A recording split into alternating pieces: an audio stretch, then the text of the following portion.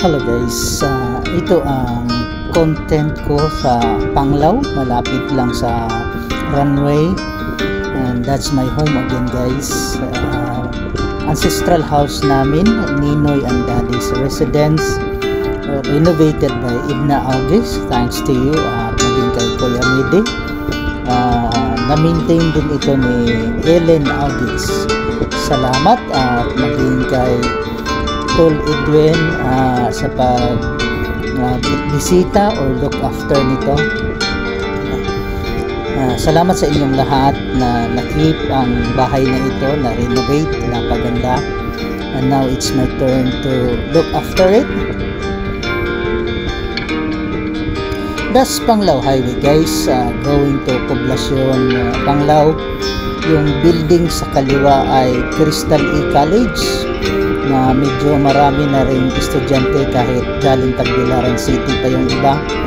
Mayroon naman silang shuttle bus free para doon sa mga services.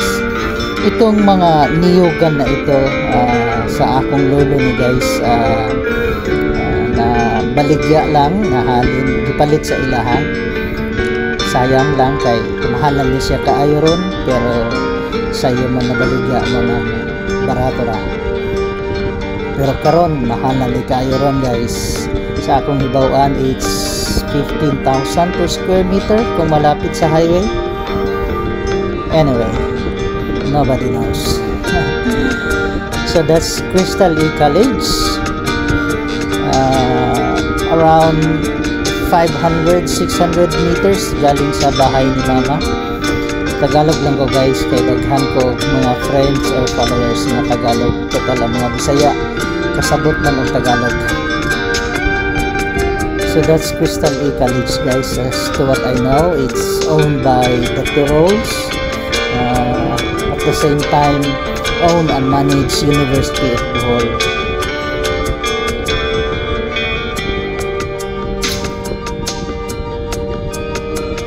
Kulang lang sa mga boarding house pa sa malapit sa Crystal E.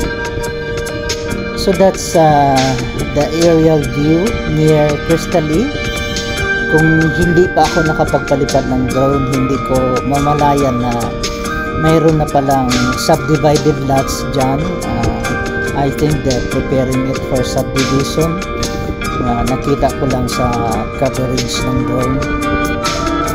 Sinubukan kong palayuin ng konti papuntang Panglao, but after a kilometer medyo nawawala na ang signal sa remote control, so I could not go further, otherwise uuwi ng kusa ang drone.